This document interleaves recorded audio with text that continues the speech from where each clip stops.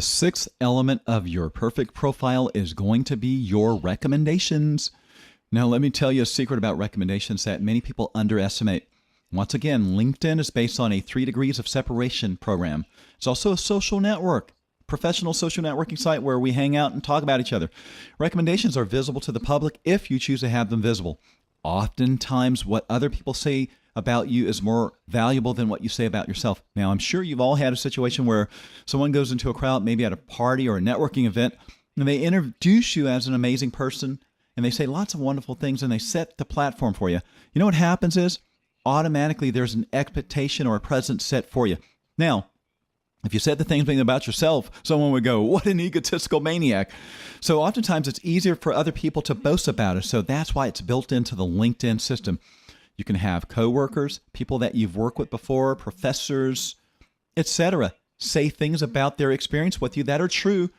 This helps to give an impression up front to an onlooker to get an impression in terms of how or if we want to interact with you before you're hired.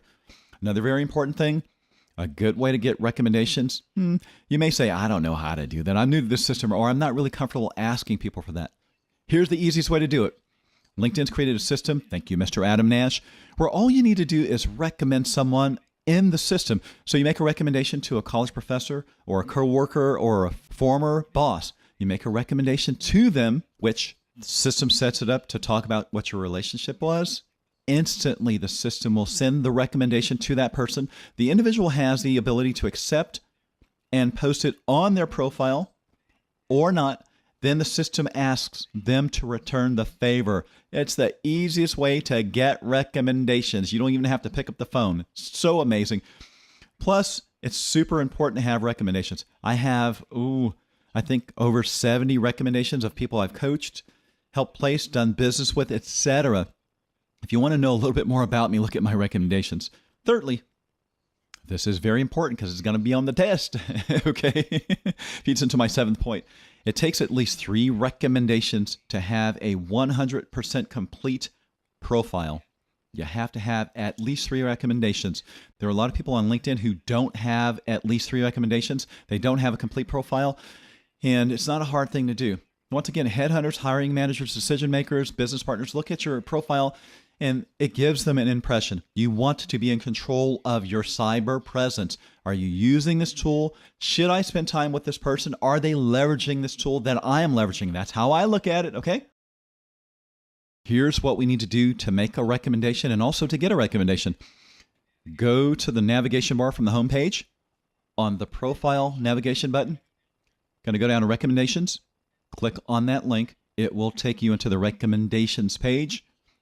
Each of the jobs that you performed in your experience section allows you to ask someone for a recommendation from that area. For instance, as master career strategist for the work that I did, I can ask any of my clients based on my work to recommend me. Any of my friends or any of the people that I did business with when I was at Princeton Corporate Consultants, I can do the same thing. So every job that you listed, you can ask for an endorsement specifically about the work that you've done.